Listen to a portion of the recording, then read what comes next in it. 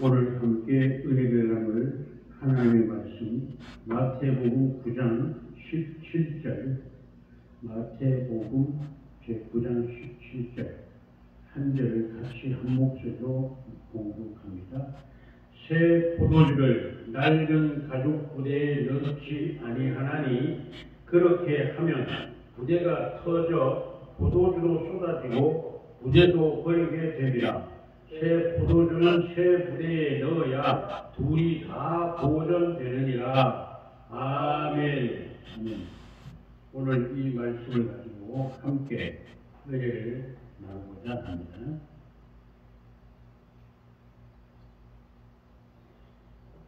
제가 이 말씀을 준비하면서 기도하면서 이렇게 생각해요. 하나님께서 이제 예배당을 저에게 다시 주셨어요. 그런데 이제 제가 기도할 응답입니다.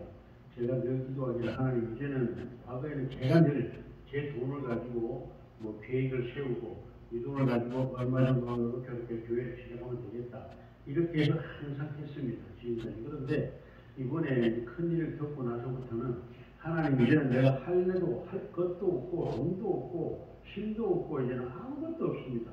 이제는 내가 아무것도 할 수 없으니 그저 하나님이 길을 열어줄 때까지 기다리겠습니다. 그렇게 기도를 했고 또 그러나 오히려 과거보다 더 크게 해주십시오.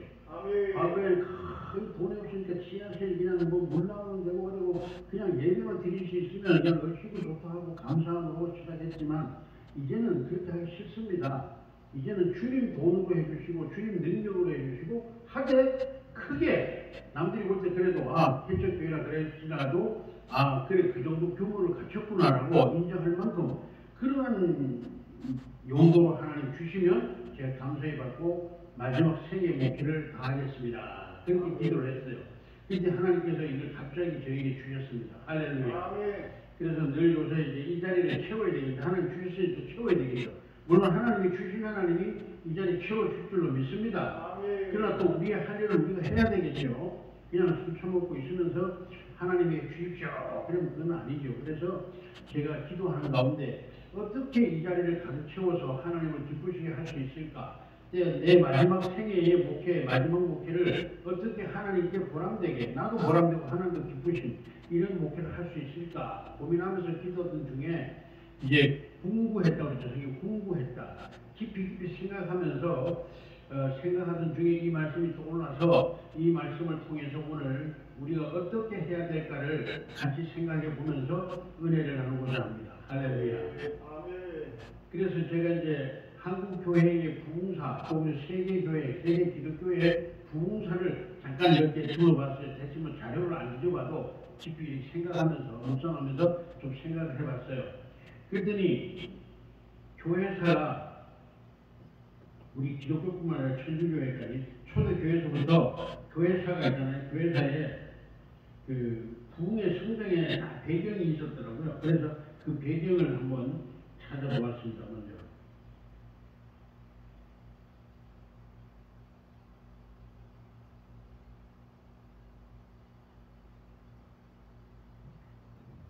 한국이 이제 우리 성경을 읽어보면 우리가 그 당시에 살았지 않지만 성경이나 그 당시 역사서들을 읽어보면 초대 기독교회가 어떻게 부흥했는가를 알고보면 유대교회 그 유대 안에서도 유대 나라 안에서도 유대교회의 엄청난 핍박과 참 그 제재 기독교를 믿지 못하게 제재가 엄청나게 정치적으로 군사적으로 뭐 모든 면에서 여론적으로 있었죠. 그럼에도 불구하고 기독교는 불같이 일어나가지고 결국 유대교에서 크게 성장해가지고 이제 바깥으로 다른 데 나라로 번져나갔습니다. 그 과정을 가만히 생각해보면 그 비결을 찾을 수가 있습니다. 이 초대교회는 어떻게 부흥을 이루었는가 보니까 유대교의 그 엄청난 핍박이 오히려 기독교가 급성장할 수 있는 배경이 됐습니다. 우리가 생각할 때 핍박이 강하면 뭐든지 수그러들고 사라져야 됩니다. 그런데 이 기독교는 이상하게 역사 2000년 역사를 돌아보면 핍박이 심할 때 오히려 한 기독교회는 순수하게 더 성장해 갔습니다. 할렐루야. 이게 기독교의 특이한 아주 세계 모든 종교에서 비교할 수 없는 특이한 현상입니다. 그래서 처음에 유대교의 핍박으로부터 기독교가 출발을 했습니다. 그 다음에 두 번째는 뭡니까? 두 번째 기독교가 성장한 배경을 보면 로마의 엄청난 핍박 속에 로마에 오히려 기독교가 뿌리를 내렸고, 그 다음에 로마가 기독교를 받아들이면서부터는 또 어떻게 성장했느냐 보니까 로마가 기독교를 받아들이고 국교화가 됐어요. 그러니까 그 다음에는 뭐냐, 천주교가 이제 천주교죠. 그 당시에 우리가 볼 때는 천주교라고 하죠. 천주교가 세력을 얻었는데 천주교의 세력이 얻어서 천주교가 세계를 거의 막 지배하다시피 이렇게 번져나갔죠. 근데 천주교의 그 기독교 세력의 그 전파 내력을 보면 뭐와 습작을 했냐면 정치 세력을 등에 업었습니다. 이게 결국 로마가 국교화되면서 이 종교가 기독교가 결국은 왕권보다 더 강해졌어요. 그래서 이제는 중세의 그 유럽의 모든 왕들도 교황 앞에 와서 세례를 받고 교황이 최종 임명을 해야만 왕이 될 수 있었어요. 국가에서 다 왕으로 세워도 우리나라 옛날에 힘이 약할 때 우리나라 왕을 세워도 중국에서 인정을 해줘야만 됐듯이 그 로마 황제가 아무리 강하고 해도 황제를 인정하는 것은 교황청에서 교황이 인정을 해줘야만이 왕이 될 수 있었습니다. 이렇게 역전이 되어버렸죠. 교회가 세상 권력을 다 잡아버렸어요. 그래서 유럽의 모든 왕들은 이 교황 앞에 머리를 조아리지 않으면 안 되는 시대가 있었습니다. 그러므로 교황은 그 권세를, 세속적인 권세를 등에 업고 세계 복음화를 이루어내는데 큰 역할을 했던 게 사실입니다.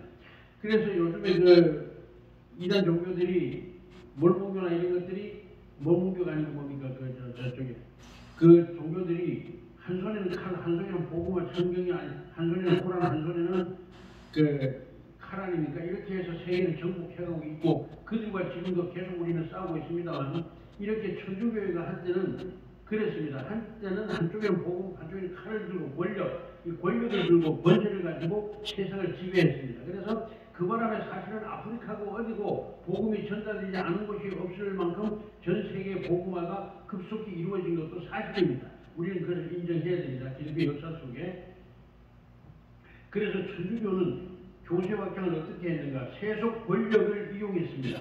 세속적인 권세를 등에 업고 그것을 오히려 이용하면서 활용해서 세계 복음화에 큰 역사를 이루어냈다. 그런데 거기에서 이제 뭡니까? 거기에서 이제 세속화가 되다 보니까 세속 권력과 손을 잡고 하다 보니 자꾸 세속화됐죠.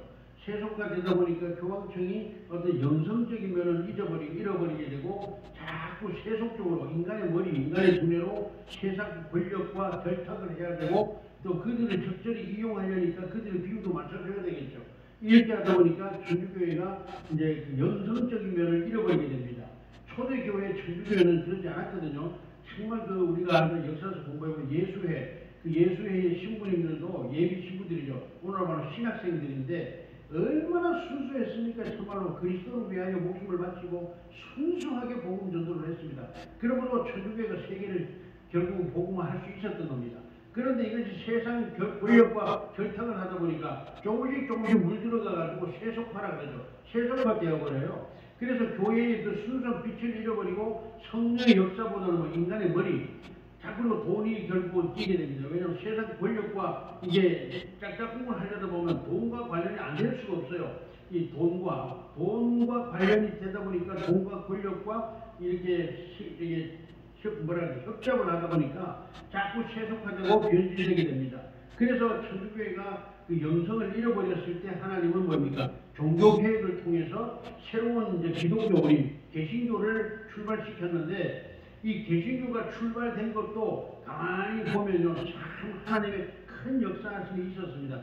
미리 하나님 준비를 다 하셨었어요. 밑바닥에. 만약에 오늘날 천주교회가 그 종교개혁을 할 때, 루터가 종교개혁을 할 때 이 정치적인 모든 환경이 조성되지 않았더라면 루터는 그냥 사형 바로 당해버리고 끝났어요. 그런데 하나님이 그걸 미리 아시고 준비를 다 하셨어요. 그 준비 배경을 기독교 역사를 공부하면 어떻게 하셨느냐?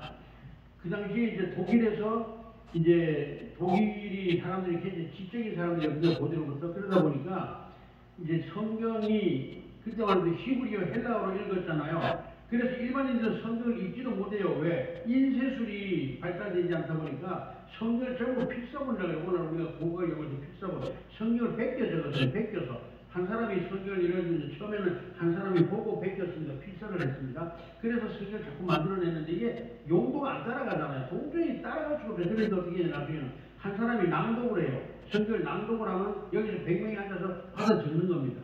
이런 식으로 필사본이 이제 자꾸 발달하게 됩니다. 그러다가 그래도 성경 복음이 안 되잖아요. 교회는 급속도로 전 세계로 뻗어나가는데 성경은 따라갈 수가 없는 겁니다. 성경. 그럴 때 마침 하나님은 인쇄술이 발달하게 됐어요. 그래서 우리나라도 활자 인쇄하고 세계에서 우리나라가 제일 먼저라고 그랬는데 어쨌든 독일에 활자가 이제 들어가면서 인쇄술이 발달했어요. 인쇄술이 발달하다 보니까 활자를 만들어가지고 인쇄를 해내니까 하루에도 수백 번, 수천 번씩 찍어낼 수가 있는 겁니다. 그 독일의 그 이제 인쇄술이 발달했는데 그때 마침 이제 독일어로 이 성경을 독일어로 히브리어 헬라어를 독일어로 번역을 했던 겁니다. 번역을 해서 인쇄를 해가지고 막 팔았어요. 싸게 팔았어요. 그러니까 평신도들도 아무나 돈 있으면 성경을 덮을 수 있었어요. 근데 그전에는 어떻게 했냐. 인쇄술이 발달되고 되기 전에, 그다음 번역이 되기 전에는 신부들 외에는, 신학생과 신부들 외에는 이 성경을 볼 수가 없었고, 첫째 성경 자체가 없었고, 또 볼 수 있는 권한이 없었어요. 이 교황청에서 막아놔가지고, 일반인들은 성경이 있어도 보지를 못하게 했어요. 읽어보지도 못하게 했어요. 그러다 보니까, 교황청에서 마음대로 해도 성도들은 모릅니다. 이게 성경적이다 그러면 믿을 수밖에 없어요. 성경을 읽어봤어야죠. 성경에 하나님 말씀이 그렇게 있다 그러면 무조건 따라가야 돼요. 권력이 그거는 무서웠고 또 말 안 들으면 바로 사형시켜버리고 화형시켜버리고. 예, 뭡니까 우리가 그 중세 때 그 역사에 많이 나오잖아요. 마녀 사냥이라고 해가지고 야 교황청에서 이단이라 그러면 무조건 이단 되는 거예요. 이유가 없어요. 뭐 오늘 좀 논쟁을 하고 재판하고 없어요. 교황의 청에서 그냥 이단으로 나이를 교황 들어갔다 찍어버리면 그냥 이단 되는 거예요. 그냥 처형되는 거예요. 이 성경을 읽을 수도 없어요. 이런 시대였어요. 그런데 이게 종교개혁을 하나님은 계획을 하시고 뭐를 부시죠? 첫째 번역을 했어요. 독일어로 번역을 하게 했고 그때 마침 인쇄술이 발달되게 해가지고 독일어로 성경을 막 찍어내기 시작합니다. 막 찍어내니까 독일에서 그 지식을 추구하는 사람들이 참으로 그러한가 하고 그 베레아 사람들처럼 참으로 그런가 하고 성경을 막 열심히 읽는 운동이 일어났어요. 그 성경을 읽는 운동이 일어나니까 독일 사람들은 이제 성경을 아는 겁니다. 알다 보니까 천주교에서 하는 얘기를 그대로 받아들이는 게 아니고 비판을 하기 시작합니다. 비판을. 참으로 그러한가 하고 성경을 자꾸 보니까 아닌 게 많은 거예요. 천주교에서 하는 게 아닌 게 많거든요. 그러다 보니까 그 배경이 이제 준비가 된 겁니다. 모든 독일의 시내의 모든 성도들이 천주교에서 하는 걸 그대로 받아들이는 게 아니라 비판을 하는 비판의식이 커지니까 이제 종교개혁의 준비가 된 겁니다. 그때 이제 루터가 종교개혁을 시도한 거예요. 그러니까 누가 전적으로 루터를 뒷받침했냐? 독일 교회 전체가 루터를 보호했어요. 오히려 죽이는 게 아니라 보호를 했습니다. 못 죽이게. 그러다 보니까 루터가 종교개혁을 성공할 수가 있었던 겁니다. 할렐루야. 하나님이 이렇게 모든 것을 새로운 일을 하실 때에 모든 일을 준비를 하셔요. 준비가 될 때는 뭐 새로운 일을 시작하기 전에는 항상 무슨 일이 있으냐. 과거에 하던 일들이 퇴폐하고 쉽게 말하면 빠꾸하고 오히려 마이너스 성장을 하고 교회가 쇠퇴할 때에 하나님은 그것을 미리 아시고 새로운 부흥운동을 위하여 새로운 일을 시작하고 준비하셨다는 걸 우리가 알 수 있습니다. 할렐루야. 항상 그렇게 하나님은 새로운 일을 준비하셨어요. 그래서 여기에서 초점을 맞춰서 제가 한국교회가 좀 돌아봤습니다. 그래서 개신교회가 이제 성경 보급과 함께 이제 복음운동이 일어났는데 여기에는 성경을 읽을 수 있는 지식인들이 전부 다 뒷받침이 됐던 겁니다. 그러므로 루터가 종교개혁을 성공할 수 있었고 그 다음에 루터의 종교개혁을 이제 프랑스에 있는 칼빈 선생이라든가 이런 영국에 있는 이런 유명한 이제 신학자들이 같이 성경을 연구하잖아요. 보다 보니까 루터가 종교개혁을 한 게 부족한 거예요. 아니 이거 버릴 거 다 버리고 또 거기를 새로 해야 되는데 이게 뭐 어정쩡한 쉽게 말하면 어정쩡한 종교개혁이 된 겁니다. 그래서 프랑스에서 루터 목사님이 이걸로 말하면 루터 선생이 아니다 해가지고 더 확실하게 하자 해서 한 게 바로 이제 루터가 세운 칼빈 선생이 세운 장로교의 시초가 되었고요. 이것이 영국으로 넘어가면서 영국에서 이제 그전 영국의 국왕이나 모든 이런 세력들이 교황청에 맨날 머리 숙여야 되고 교황청이 하라는 대로 해야 되고 하니까 이게 아닌 거죠. 아닌 거죠. 그래서 그러고 있던 참에 종교개혁이 일어났잖아요. 그러니까 우리도 그러면 거기서 벗어나자 이렇게 돼가지고 영국 국교회를 세웠습니다. 영국 국교회. 영국 성공회를 세웠습니다. 성공회가 이제 시작됐어요. 그래 이제 성공회하고 영국 그 국왕 왕실하고는 손을 짝짝 맞췄어요. 그래가지고 왕실에서 힘을 보태주니까 영국 성공회가 영국에서 크게 성장을 했어요. 그런데 영국 성공회가 가다가 보니까 영국 성공회도 뭐 국교 왕실과 이렇게 짝짝꿍을 하다 보니까 사바사바를 안 할 수가 없잖아요. 하다 보니까 자꾸. 그러다 보니까 천주교처럼 다시 이게 문제가 생기기 시작했어요. 왕에게 뭐 서로 협조를 하고 하나 주고 하나 받고 하는 식으로 이렇게 협작권이 된 겁니다.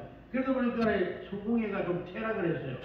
쉽게 말하면 타락을 하는 거죠. 서서히 타락하니까 거기서 안 되겠다 하고 일어난 사람들이 무리가 있었는데 이 무리가 뭐냐, 그래서 영국 국교회가 생겼는데 국교회는 왜 생기냐, 성공회가 또 천주교처럼 왕들을 완전히 막 물리려고 그러는 거예요. 그러니까 이 영국 국왕 쪽 세력들이 왕실 쪽에서 이건 아니구나, 우리가 종교개혁을 하려고 한 거는 새로운 교황이 생긴 거예요. 쉽게 말하면. 그래서 이건 아니다 하고 영국 국가에서 이제 왕실에서 종교개혁을 다시 한 거예요. 이게 뭐 영국 국교회가 생겼던 거예요. 영국의 교회가 국가에서 관리하는 교회가 되어버립니다. 이제는 국가에서 관리하는 교회가 돼. 이게 영국 국교회입니다.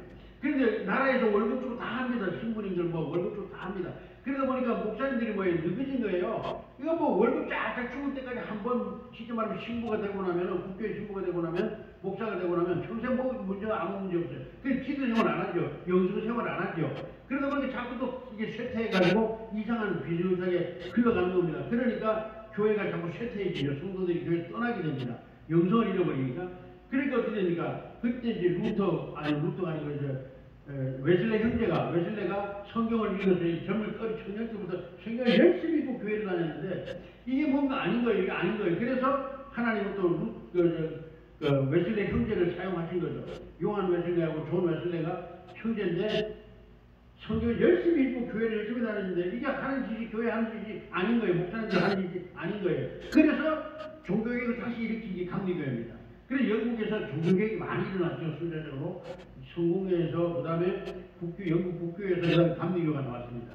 이 감리교회가 이제 한참 부흥운동을 일으켰어요. 그 안미냐주의가 우리가 열심히 안 믿으면 지옥 간다 이거죠. 열심히 믿어야 천국 간다. 얼마나 열심히 냅니까? 그러니까 이것이 성도들에게 큰 그게 돼가지고 그 에너지가 돼가지고 열심히 기도하고 열심히 전도하고 열심히 다 했습니다.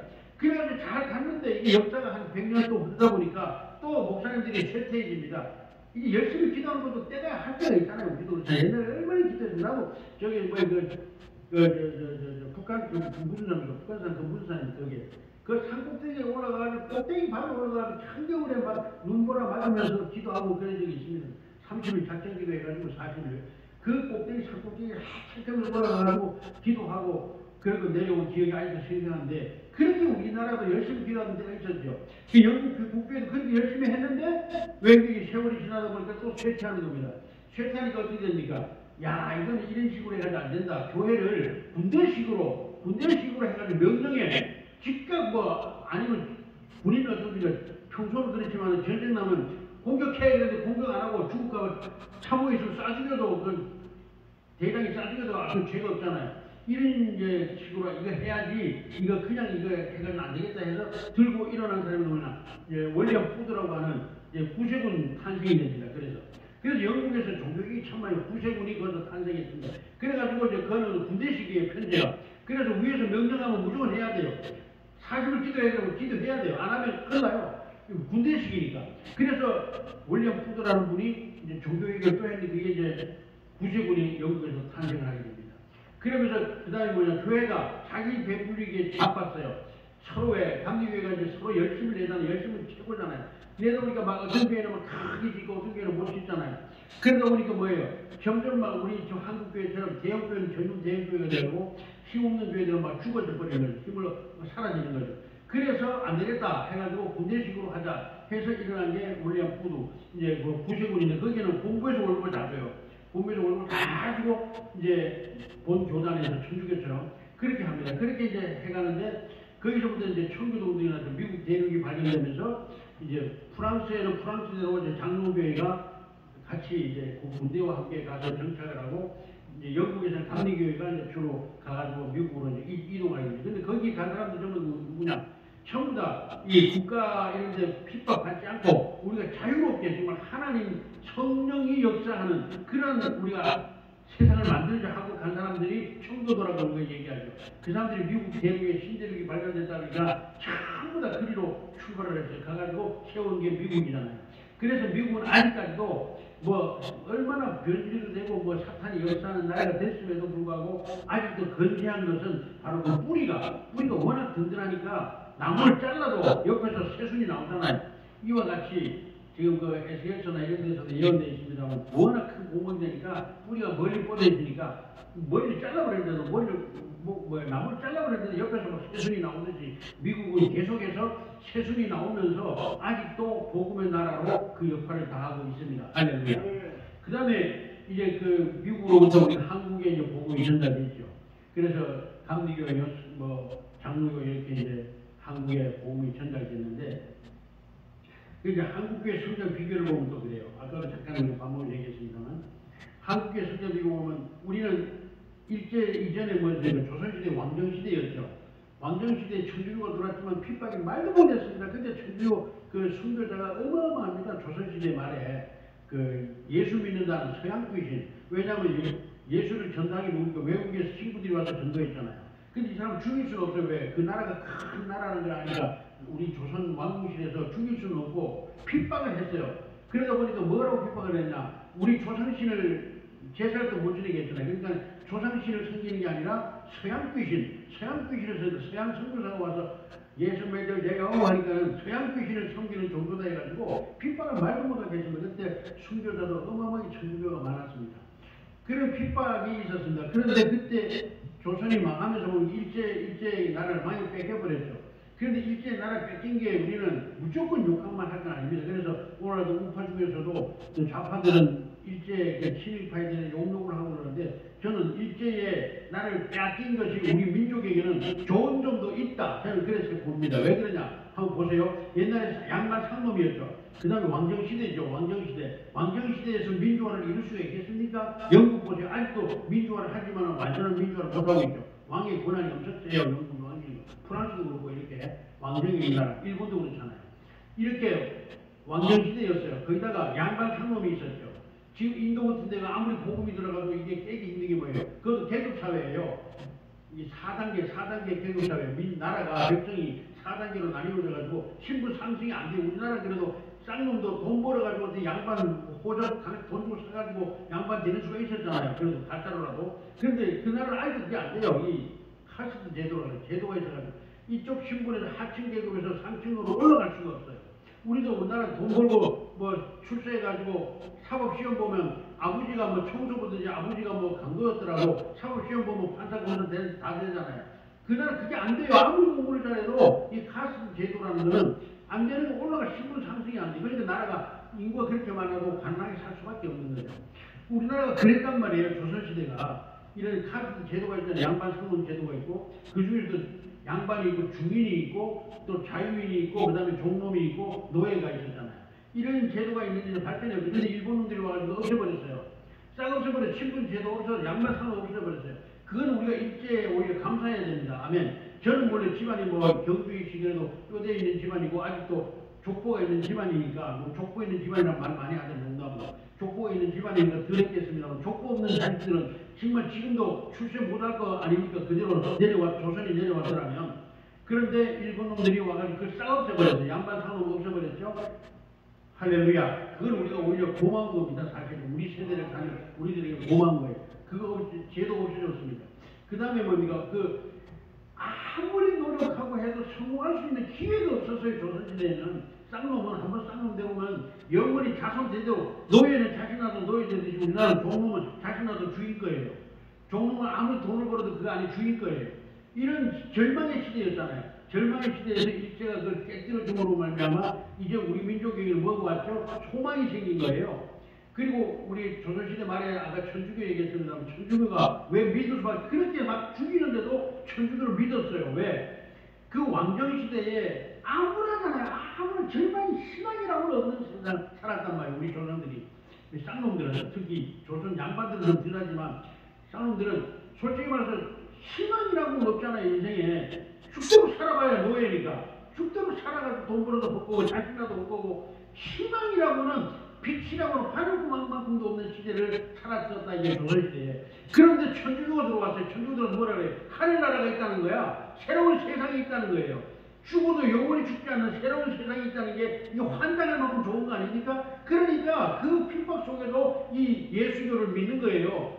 이 하나님 천부 신앙을 가지는 거예요. 왜? 여기서 죽어도 새로운 더 좋은 세상이 있다는 게 얼마나 그들에게 위로가 됐겠습니까? 얼마나 막 소망이 넘치고 차라리 저다 죽어도 이 노예로 사느니 종으로 평생을 사느니 내 자식 대대로 종으로 사느니 차라리 죽고 천국 가는 게 좋지 않겠어요? 그러니까 기독교가 이 천주교가 급속도로 대한민국에 퍼지게 됐던 겁니다. 할렐루야.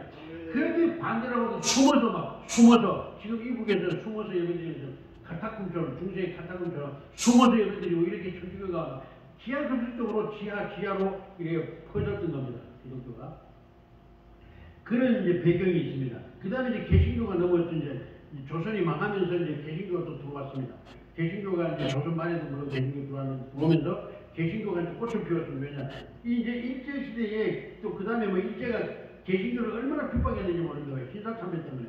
천주교는 그래도 어느 정도 제사도 용인해줬습니다. 왜? 우리나라 와보니까 제사에 그 조상 귀신에 완전 빠져있는데 그거 당장 드리지 마라 이러면은 그 예수 못 믿잖아요. 그러니까 우선은 임시로 이들을 성장시켜서 기독교 신앙이 바로 들어가기 전까지는 허용해줬어요. 천주교에서는 제사도 지내지게 해주고 이렇게 다 해줬습니다. 그러다 보니까 천주교가 급속히 늘어나갔죠. 그래서 제사도 지내면서 하나님께 예배도 드리고 이런 이제 그 종교가 됐습니다. 어쨌든 그렇게 이제 시대에 맞춰서 어느 정도 그러다 보니까 하나님 뭐예요? 천주교가 또 이렇게 변질이 되니까 안 되겠다. 그래서 개신교를 또 한국에다가 하나님은 집어넣었습니다. 할렐루야. 그래가지고 장로교와 감리교가 이제 한국에 쭉 들어와서 이제 순교자의 피를 뿌리면서 이제 자리를 잡았죠.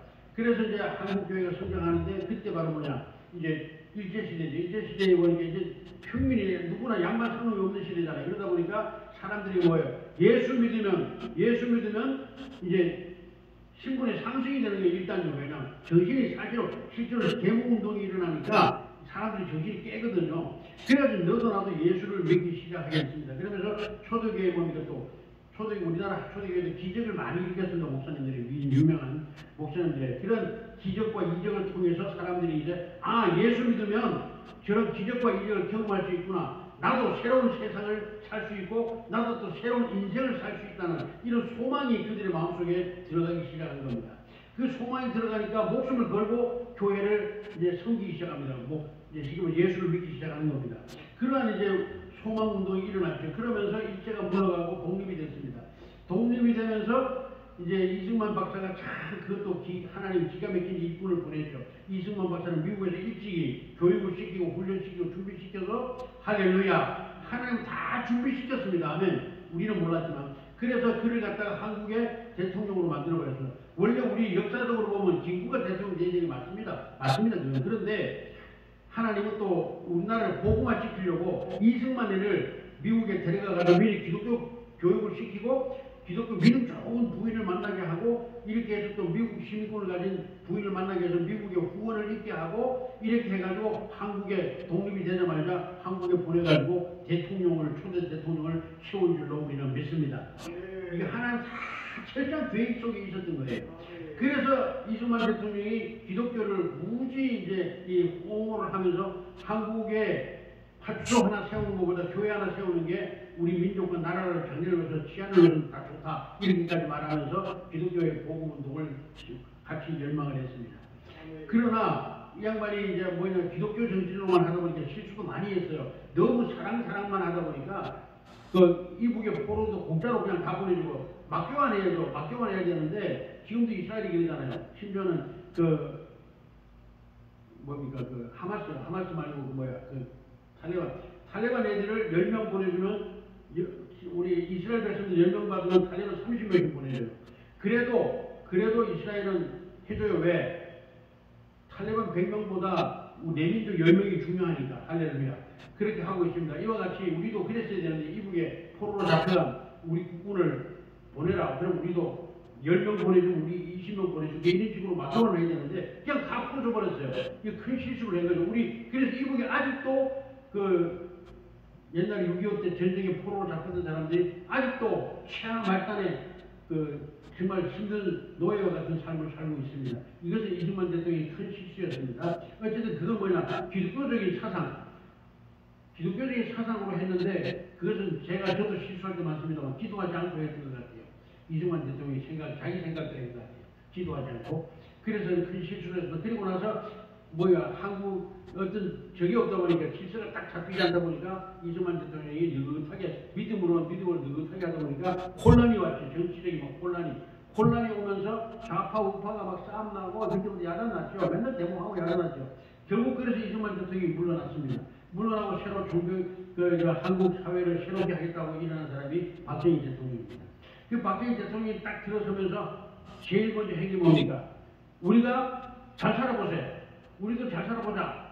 왜냐 박정희 대통령도 보면 어릴 때는 영국의 영국 그 사람의 자손들이나 이런 전기들이 있잖아요. 어릴 때 무지 가난한 집에 막내 아들로 태어나가지고 고생을 직성나게 했다 그랬어요. 해가. 근데 그야말로 어린 시절에 가난함을 그 회들이 일으킨 사람이다 보니까 잘 살아보자. 이게 이제 첫째 거국의 이념이 됐어요. 우리도 잘 살아보자. 두 번째는 뭐냐, 우리도 할 수 있다. 일본 놈들이 46년, 36년 동안 우리 대한민국 국민들을 뭐라고 했냐. 조선직은 안 된다. 저건 돌대가리다. 빠가야로. 일본말로 빠가야로. 조선직 빠가야로. 조선직은 돌대가리다.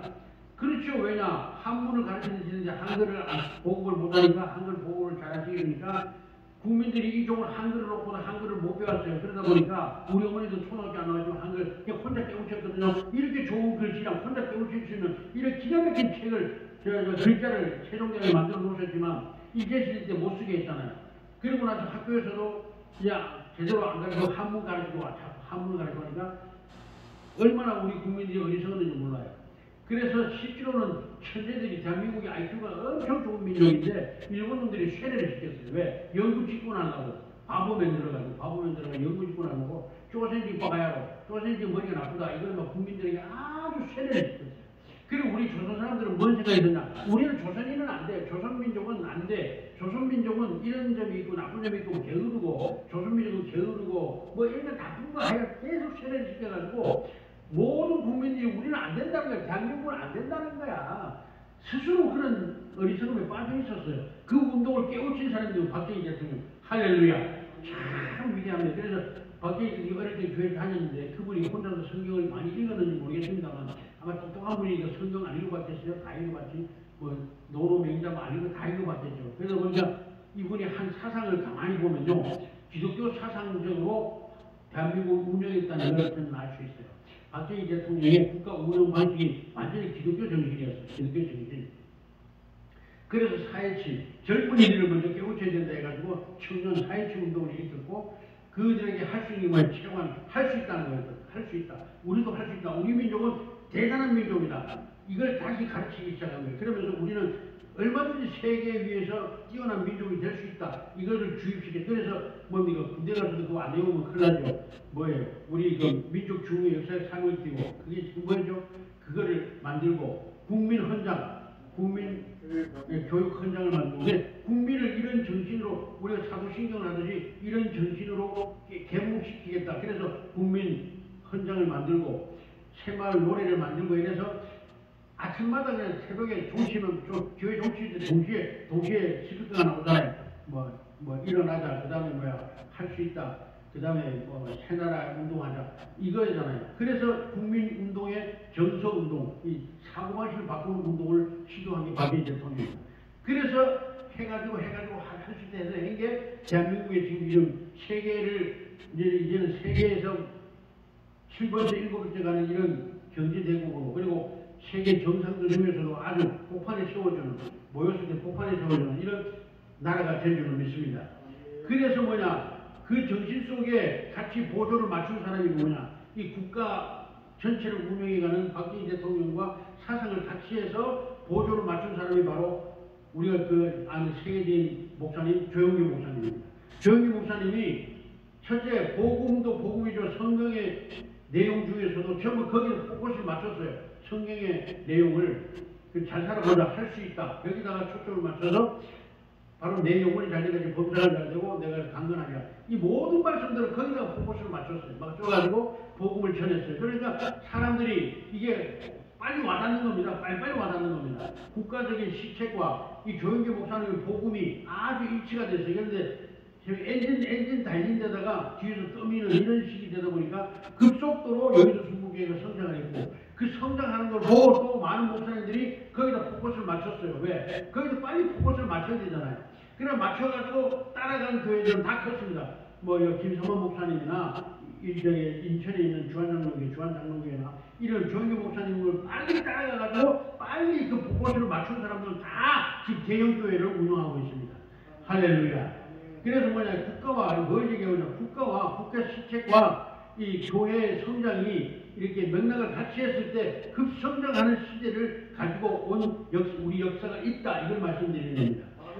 그래서 이제 우리 한국 교회에 새로운 부흥의 운동이 일어나야 되는데, 그래서 철야 기도가 시작됐죠, 새벽 기도가 시작됐죠, 막 기도 운동이 일어나기 시작합니다. 그러면서 한국 교회가 뜨겁게 부흥하기 시작했습니다. 어느 교회나 기도 운동이 활발했습니다. 어느 교회나 방언하는 성도들이 막 그냥 처음에는 핍박을 받았지만 나중에 방언하고 막 은사적인 성도들이 환영을 받고 막 존경을 받는 그런 분위기가 됐습니다. 그러면서 한국 교회가 막 기도 운동이 일어나고 한국 교회가 급성장을 했습니다.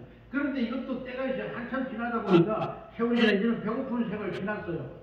아까도 우리 말했지만 이제는 최고 가난해도 나라에서 먹여 살려요. 이런 정도로 이제 우리나라 부자 나라가 되다 보니까 먹고 사는 문제는 해결됐어요. 그러니까 먹고 사는 건 옛날에 뭐 주시옵소서 막 이러고 하나님이여 막 그래서 헌금도 그러잖아. 헌금도 우리가 목사님 축복할 때 30배, 100배가 되게 주시옵소서. 그러면 아멘 그러는데 하나님이여 오늘 저들에게 예정하신 축복의 복을 내려 주시옵소서. 이러면 성도들이 아멘이래요. 그런데 30배, 60배, 100배를 주시옵소서. 그러면 아멘이래요. 이게 뭐 아직도 습관이 그때 습관이 남아있는 거죠. 잘 살아보세요. 이 습관. 그래가지고 그 당시에도 철야기도를 할 때 간증을 하는 사람은 누구죠? 전부 다 뭐 30평 살다가 60평 이사 갔다는 사람, 뭐 이렇게 하나님께 헌금을 많이 드렸더니 뭐 배도 조금만 쪽배 가지고 있었는데 하나님께 헌금을 많이 드렸더니 큰 배를 사게 해주셨다. 뭐 전부 이런 간증 아닙니다. 솔직히 다 그런 간증으로 한국에 부흥했어요. 그런데 이제는 누구나 다 이제 보편적으로 먹고 살만해요. 먹는 거에 대해서는 큰 문제가 안 돼요. 이제는 얻어입어도요, 내가 싸구려 사 입는 것보다 얻어입으면 고급 내버린 고급 옷이 더 좋아요. 할렐루야. 이런 시대에 우리가 살고 있습니다. 그러다 보니까 이제는 뭐 잘 살아보세요. 이거는 한국교회 이제는 성도들이 시원하게 별로 이러면서 별로 반응이 없어요. 그러면 이제 한국교회는 무엇으로 우리가 다시 한번 기도의 운동을 일으킬 것인가? 무엇으로 우리가 이 자리를 가르치고 또 뿐만 아니라 한국교회의 새로운 부흥운동을 지금 우리나라 전체가 교회가 전부 숫자가 줄고 있습니다. 개척교회가 아무리 많아봤자 10교회가 넘는 교회가 몇 교회가 안 돼요. 전부 다 서너 명 앉아놓고 예배하고 어떤 게 사무에 벌써 앉아놓고 설교하고 이런 교회가 대부분입니다. 없습니다. 개척교회 더 안 갑니다. 왜? 개척교회 헌금한다. 그 음식에 대해 소문났어요. 왜? 한때 개척교회가 엄청나게 부흥했습니다. 언제 부흥이나 한국에 보면. 그래가지고 이제 각 교회들이 물질적인 성장이 막 부자들이 나오기 시작합니다. 헌금도 11조 10만 원 하던 100만 원, 1000만 원씩 막 11조 합니다. 그러다 보니 이 사람들이 교회에서 뒷전에 가만 앉아 있는 거 있다 보니까는 무슨 생각이 드느냐. 이럴 게 아니라 우리도 좀 목사님, 열정적인 목사님 한 분 만나가지고 우리 교회를 한번 세워보자. 이런 운동이 있었습니다. 그래서 큰 교회 중진들이 나와가지고 목사님을 찾아가지고 좀 괜찮은 목사님을 좀 모시고 교회를 개척합니다. 그러면 그 교회가 물질적으로 충만히 뒷받침이 되니까 이 사람들이 또 그리고 훈련된 사람들이잖아요. 이미 개척 멤버 자체가 훈련된 사람들이다 보니까 교회가 급성장합니다. 그래가지고 생긴 교회들이 이제 그 후에 이제 대형 교회들이 많이 생겼죠. 그 후에 이렇게 개척 교회가 부흥되다 보니까 어떻게 되냐? 너도 목사님들 욕심이 생깁니다. 나도 빨리 교회 부흥시켜야지, 빨리 부흥시켜야지. 그리고 저도 해봤습니다만 교회를 조립식으로라도 이렇게 지어놓으니까요, 성도들이 많이 와요. 특히 개척교회는 상가교회보다 많이 옵니다. 저도 그걸 경험해봤습니다만, 본전 교회를 짓고 나니까 한 주에 15명, 20명씩 등록을 해요. 근데 그냥 사무실 이렇게 상가 얻어가지고 교회 하면요, 성도들이 잘 안 옵니다. 왜 그래 됐냐? 목사님들이 잘못된 거예요. 왜 그러냐? 전부 다 서로 큰 교회 솔직히 사는 우리가 지하실 조그만 데보다는 이렇게 그런 요만큼이라도 규모를 갖춰놓으면 목사님도 기분 좋잖아요. 이 인간이니까 어쩔 수 없는 거예요. 그래서 저도 그러니까 큰 게 명석인데 한번 들어가 봐요. 가보면 들어가면서 한번 은혜 받아버려요. 건물에 한번. 그래서 중세 우리 기독교인들은 아닌 전 세계에서 베드로 성당 관광 가잖아요. 거기 가서 은혜를 안 받고 오는 사람이 없어요. 안 믿는 사람도 그 건축물의 그 위대함과 그 건축물의 웅장함과 그 섬세함, 아주 예술적인 그 면에 그냥 은혜를 받아버려요. 할렐루야. 이 영향이 있는 거예요. 그래서 사람들은 환경이 지배를 받잖아요. 그래서 그런 영향이 있는 거예요. 그러다 보니까 목사님이 뭐예요? 교회 빨리 부흥시키려고 교회 지으려고 하냐면 막 은행 빚을 그냥 막 80% 90%를 빚을 하더라도 교회를 지으려고 해요. 그러다 보니까 교회를 짓는 더 크게 짓다 보니까 빚이 져가지고 성도들은 뭐예요? 막 헌금만 하고 막 모든 메시지가 헌금에 초점이 맞춰져요. 모든 메시지가. 그러다 보니까 성도들이 가는 곳마다 헌금하는 소리가 지겨운 거예요. 교회 가기 싫어요 이제는. 그러다 보니까 한국 교회 좀 떠나요. 교회 떠나고 이래 되다 보니까 이제는 뭐야? 복 받는 설교 아무리 축복 설교 아무리 해야 돼도 성도 안 와요. 옛날에 축복 설교하면 부흥하면요 축복 설교 안 하면 은혜가 안 됐어요. 그런데 이제는 축복 설교하면 너로 성도들이 가버려요. 안 와버려요. 저도 그래서 한번 제가 늘 가던 옛날에 하늘산 기도까지 안 가고 그 다음에 강남 금식기도를 갔는데 그렇게 잘 순수하게 잘 가는 교회가 신하실 목사님도 김성건 목사님이 물려받고 나서부터 자꾸 욕심이 내가지고 교회가 지금 크게 두 개가 있어요. 예배당이 두 개나 있잖아요. 확장해가지고 커요. 수천 명 들어가요. 그런데도 또 옆에다가 뭐 3만 명 들어가는 예배당을 짓겠다고 산을 막 다 야단을 가가지고 그 나무를 다 깎아내고 그러다가 뭐 십자가 세워놓고 막 야단을 하면서 여기다가 300명 들어가는 교회를 지어야 되니까 헌금하라고. 그러면서 헌금 잘 짠다는 우리 솔직히 말하면 목사님들하는 헌금 잘 짠다는 분거를 불러가지고 제가 혹시 간날 이름 잊어버리는데 생각 안 하는데 그냥 뭐 헌금 잘 짠다고 소문 났어요. 딱 서로 1억 없어? 1억. 자, 1억. 이거 무슨 볶음 팝니까? 1억. 1억 나왔어. 1억. 적어라. 그리고 또 축복기도 해주고, 막 늘 신하게 그냥 늘 신하게 축복기도 해주죠. 복받을 만하게. 그리고 또, 5억 없어? 이 짓 하고 앉아서. 그래가지고 그걸 보고 내가, 예? 자, 만약에 이어들이 끝났다니. 하나님 은혜 끝났다. 그리고 그 다음에 안 올라가요. 그 짓 하면 안 됩니다. 할렐루야. 그런 사람들 때문에 한국교회를 이렇게 망쳐놨어요. 헌금 잘자로 유명한 목사님이 또 강남의 교회도 잘 지어줘요. 은퇴하셨지만은 강다리 목사님이라고 있어요. 성결교 목사님. 그분이 아주 유명한 사람으로 뽑혀요. 헌금 잘 짜내기. 그래서 건축 헌금, 교회 건축하는 데는 그 양반이 무조건 불러가요. 교회만. 그분을 불러가요. 헌금을 너무 잘 짜내요. 그러니까 그분을 모셔가고 유명한 강사가 됐는데 결국 좋게 죽지도 못했어요. 그래서 한국교회가 그러다 보니까 한국교회 성도들을 전부 병들게 했어요. 그래서 우리가 시편 23편 공에 가면 강의를 많이 하는데 양을 젖을 짜는데 젖이 많이 짜진다고 식구가 많고 먹을 양은 적고 양은 몇 마리 안 되는데 식구가 많으니까 젖을 막 잘라고 막 끝까지 잘라고 막 주워 짜다 보면 양이 아픔을 느껴가지고 나중에 주인이 젖자라 그러면 또 도망가요.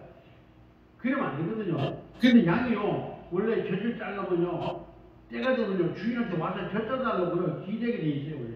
시편 23편을 자기 강의할 때 얘기하는데 나 젖 좀 짜줘야 하고 지가 와서 젖이 땡겨 보면 지가 아프거든. 그래서 젖을 짜놓으면 시원하잖아요. 이게 적당히 잘 짜면 시원하니까 그거 시원함을 느끼기 위해서 양이 주인한테 와서 젖 짜달라고 지가 드림입니다. 은혜 받은 성도, 은혜가 충만하면 성도들이 저는 그렇게 많이 봤어요. 제 차도 처음 살 때 성도 하나가 와가지고 헌금해서 샀고 그 간절함도 딴 데로 가니까 안 하겠습니다.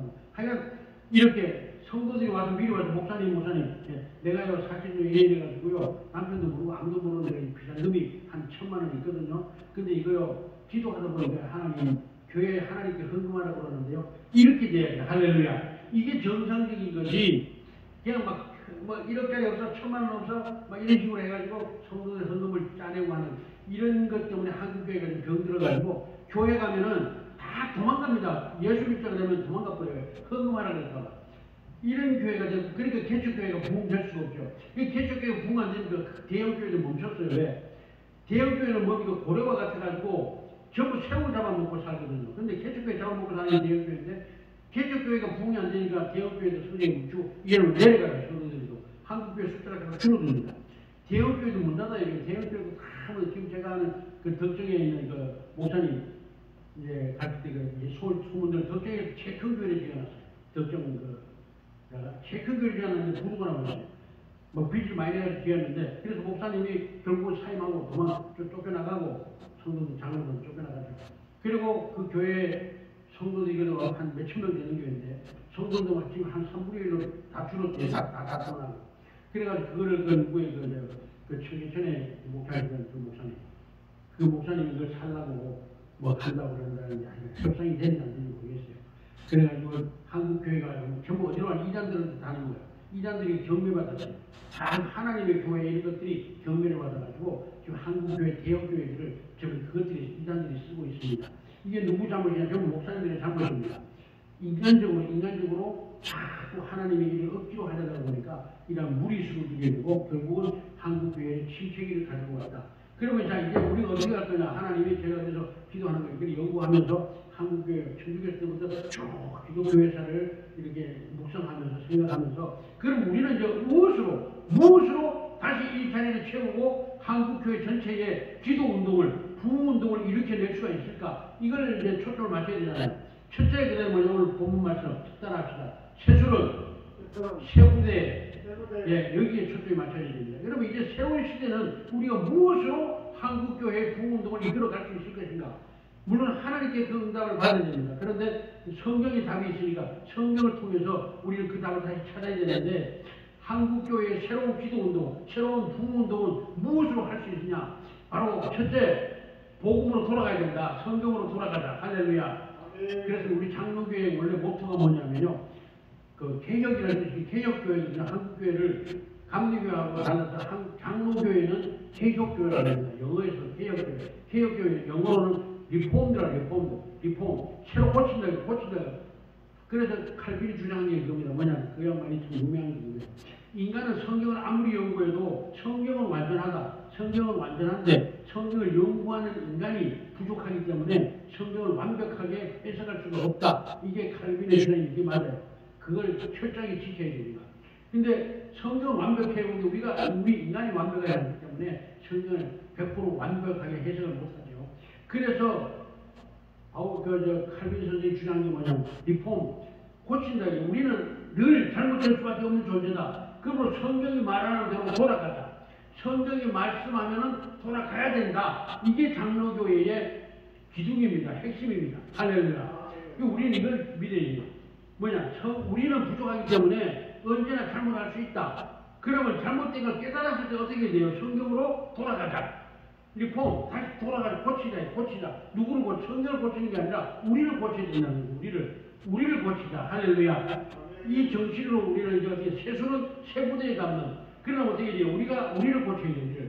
한국교회의 잘못된 과거 천주교회부터 내려오는 이 기독 역사를 통해서 우리가 교훈을 얻고 새로 고치로 돌아가야 되는데 돌아가려면 어디로 돌아가야 됩니까?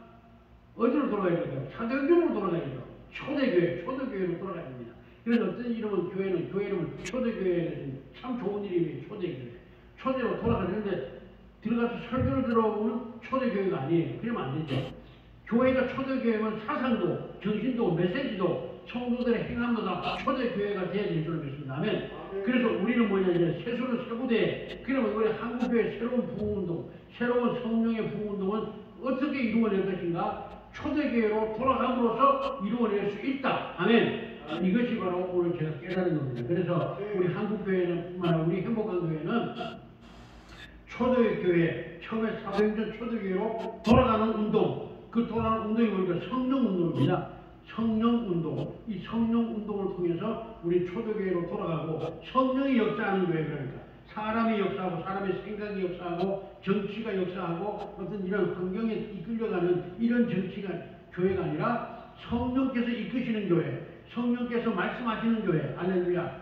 이런 교회로 돌아가는 것이 바로 세수로 세부대 이 시대의 새로운 한국교회의 부흥과 또는 새로운 성령운동으로 나아가게 될 줄로 믿습니다. 그래서 말씀을 다시 한번 정리합니다.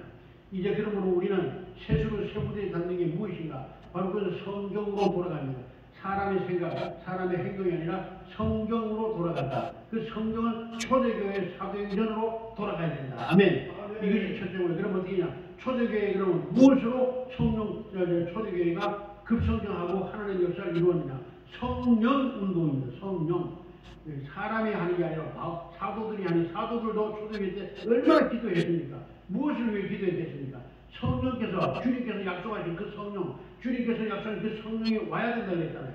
그래서 그 성령 받기를 간절히 기도했습니다. 아멘. 이와 같이 우리 한국교회 목사님들부터 새로운 성령 운동으로 되도록 할 때 한국교회는 새로운 미래, 새로운 성령의 역사로 한국교회 제2의 새로운 성령 부흥운동이 일어나고 세계를 복음화하는데 이 민족이 크게 쓰임받는 역사가 이루어질 줄로 믿습니다.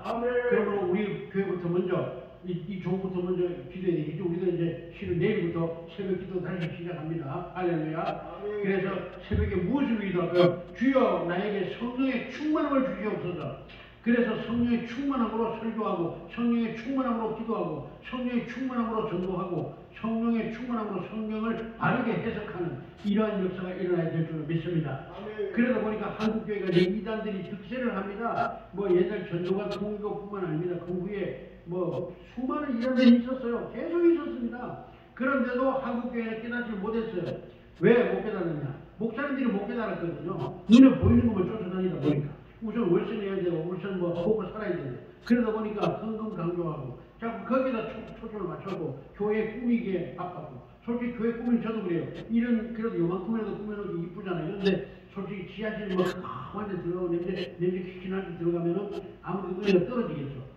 그러다 보니까 목사님들도 자꾸 거기다 포커스를 맞추다 보니까 교회를 분위기 꾸미는데 이 외형적인 거 꾸미는데 신경을 많이 썼습니다. 이제는 외형적인 거 꾸미는 것보다는 내면적인 거 성령 운동으로 돌아가야 될 줄로 믿습니다. 그래서 우리 교회도 이제 성령 운동으로 다시 돌아가서 이제 함께 기도하고 함께 우리가 울부짖으면서 주여 성령으로 충만하게 해서 기도할 때 이단 저절로 물러가게 될 줄로 믿습니다. 그래서 성령 운동은 뭐냐고 성령으로 돌아가는 운동입니다. 그래서 성경을 바르게 가르치고 성령이 조명하는 대로 예수님이 요한복음에서 말씀하신 대로 성령이 너희에게 임하시면 너희를 진리 가운데로 인도하시리라. 그 말씀에 응해서 그 말씀이 한국교회 다시 응해서 한국교회가 진리운동 성령 운동과 함께 진리운동이 일어나서 모든 목사님들이 말씀을 가르치고 말씀 운동을 통해서 기도해서 한국교회가 이단에 빠지지 않고 바르게 다시 제자리를 찾아서 하나님이 기뻐하는 교회로 성령이 역사하는 교회로 바로 세워지게 되기를 예수님의 이름으로 축복합니다. 기도하겠습니다. 거룩하오신 아버지 하나님, 이제 하나님께서 이 종에게도 새롭고 약속하신 그 뜻을 이루시려고 이제 이 종에게 성령으로 충만하게 하사 잘못된 것을 깨닫게 하시고 바르게 성령 운동으로 돌아올 수 있도록 은혜 베풀어 주셨음을 감사합니다.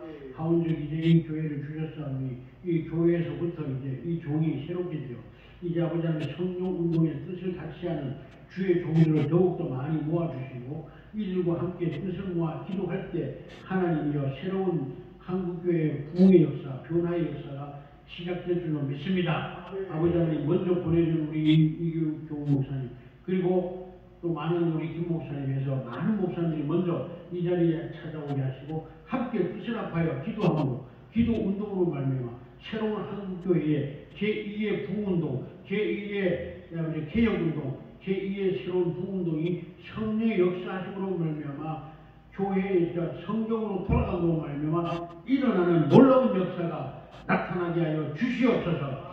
주님의 언약하신 약속이 이루어질 줄로 믿사오며 예수님의 이름으로 기도드리옵나이다. 아멘.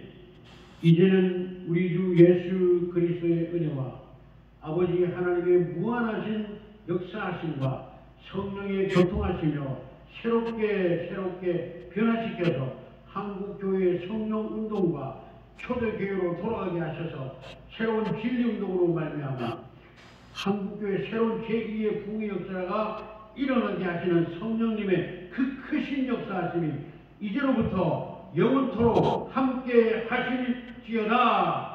아멘. 감사합니다. 모든 영광을 아멘. 많은 은혜 받았습니다. 목사님 감사합니다. 감사합니다. 어휴, 나 뒤에 사람이 한 10명이 있었는 줄 알았어요. 할렐루야. 또 발작 소리가 들리는 것 같더라고요. 아멘. 그렇게 될 줄 믿습니다. 아멘. 정말 감사합니다. 감사합니다.